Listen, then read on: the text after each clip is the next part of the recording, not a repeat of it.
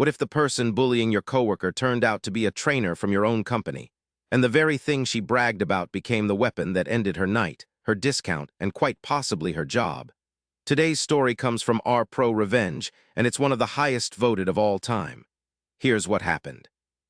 Back in 2015, I was working my way through nursing school as a waitress.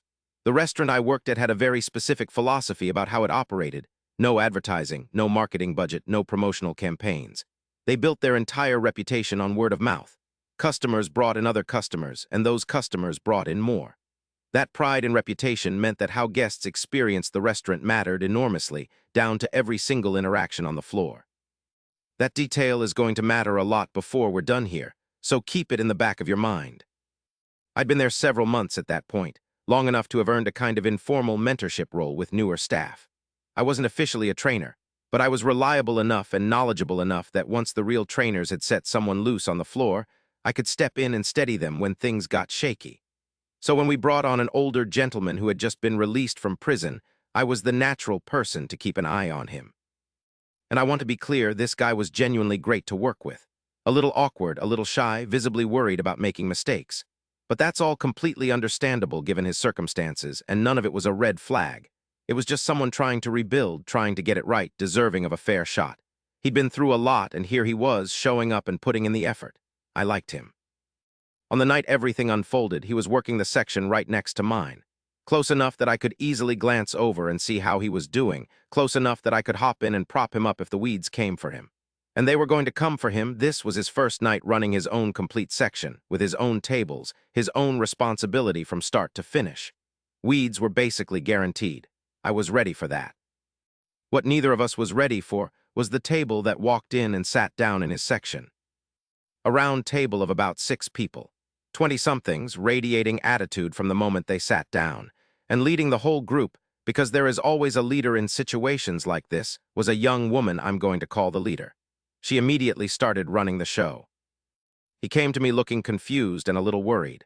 The leader had requested something that he didn't think was on the menu, and she was insisting that they had all the ingredients, that the other location made it for her all the time, and that there was no reason they couldn't just make it. Now, I could have used that as a teaching moment, could have coached him to stand his ground, explain the menu, hold the line. But this was his first night alone, his nerves were already strung tight, and throwing him into a confrontation right out of the gate wasn't going to help anybody. So I told him to check with the kitchen, see if they were willing to accommodate, and if not, I'd come talk to the table myself. The cooks were fine with it. It was basically a wrap, as I recall, nothing complicated, no big deal on their end. Easy resolution, problem solved. He went back out to the table with the good news. And that, apparently, was the cue for everything to get worse. From that point forward, the leader made it her personal mission to need something every single time he came to the table. He'd bring the thing she asked for, and before he could even take a breath, she needed something else. Something different. Something more. There was no pause, no grace, no moment of simply letting the man do his job. It was relentless. I was watching from my section, keeping track, running his other tables in between my own to keep them from going cold. And even from a distance, I could see the panic building in his face. Now here's where it gets harder to watch. He wasn't just being run ragged by a demanding customer. He was being mocked. The leader had spent the entire meal not just making excessive demands, but actively belittling him, making fun of him. Quietly, cruelly, making sure he felt every inch of his inexperience while she sat there with her friends and enjoyed the show. He didn't tell me that part until later, but I was catching him in the back every chance I got, keeping him from spiraling, reminding him to breathe, making sure he knew I wasn't going to touch the tips from his other tables no matter what. He looked like a man on the edge of quitting mid-shift, and honestly, knowing he was at least twice my age made it worse somehow. There's something particularly gutting about watching someone older try to hold it together in front of someone younger, who is doing everything in her power to make him feel small. They stayed past closing. They were the last table on our side of the restaurant by the time the meal wound down, which is both annoying and, in this case, useful. That's when he came to me with a new question. He wanted to know how to process an employee discount.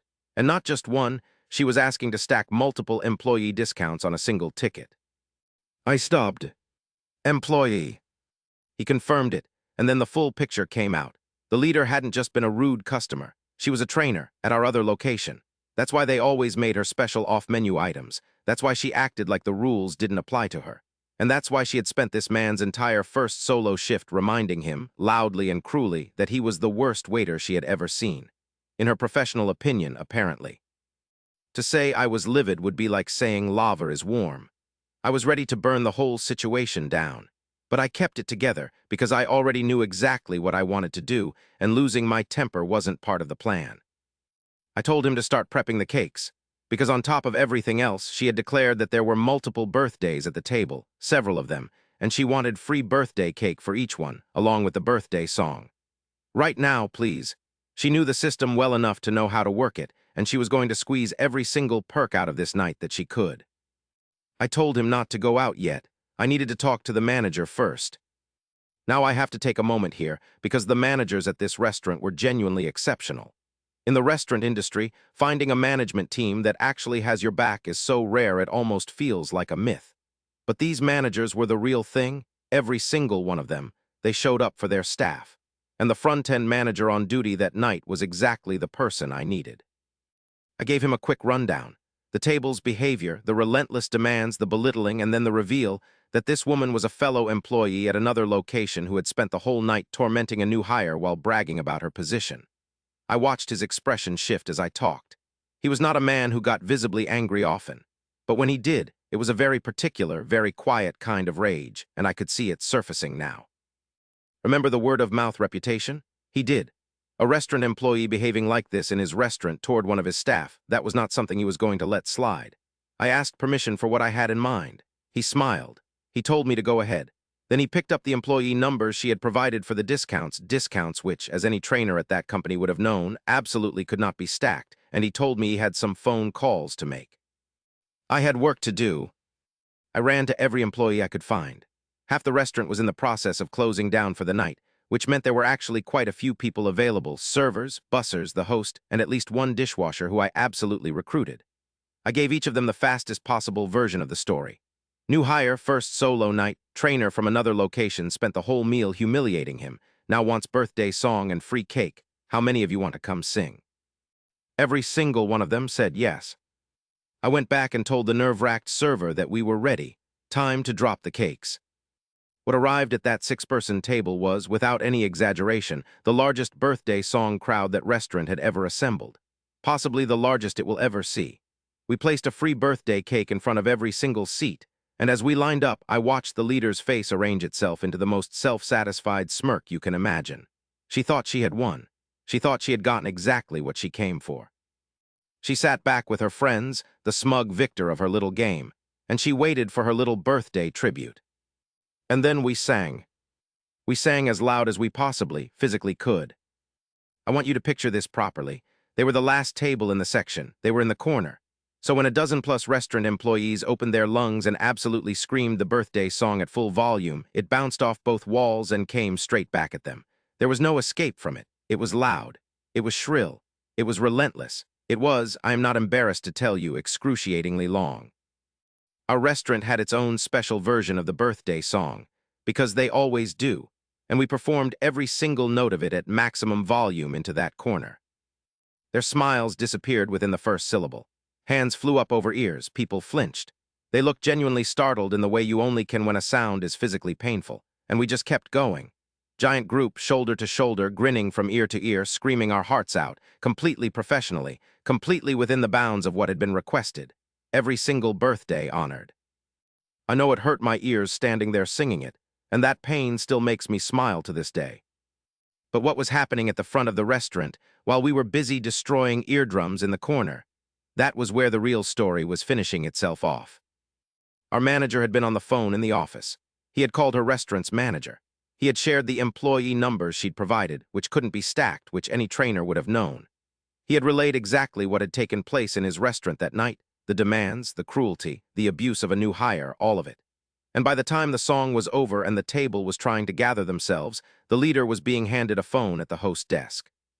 Her manager was on the line. I was there, I watched it happen. I watched her face change as the reality of the situation landed on her. I watched her start to cry. I watched her begin making her excuses, trying to explain herself, trying to walk it back, trying to find some version of this story where she came out okay. The general manager, one step below the actual owner in this small company with only a few locations, had already been briefed. Her employee number was on record. The account of her behavior had been given by someone with no reason to exaggerate it. Whatever happened next on that phone call, it was not a conversation that ended well for her. She did not receive any employee discount, not a single one, stacked or otherwise. She got the full check, and she got it while standing at a host desk, crying, trying to undo a situation that was already completely, irreversibly done. I cannot tell you with absolute certainty that she was fired. I'm not psychic. It's possible she went back to her home location and found a way to recover, maybe charmed someone, maybe told a different version, maybe landed on her feet somehow. Anything is possible. But I know what she did to that man. I know how I told it to my manager. And I know the specific quality of the quiet fury that came over him when I did the kind of anger that doesn't shout, it just acts. Efficiently and completely. I would have almost given up my spot in that screaming birthday chorus to have been a fly on the wall for those phone calls. Almost. Some people move through the world treating service workers like props in their own story, like the rules are for everyone else, like cruelty is just confidence by another name. Every once in a while, the world has the good sense to disagree. What would you have done in Op's position? Drop a comment below, and if you enjoyed this story, hit that subscribe button for more from the Reddit Vault. Thanks for listening.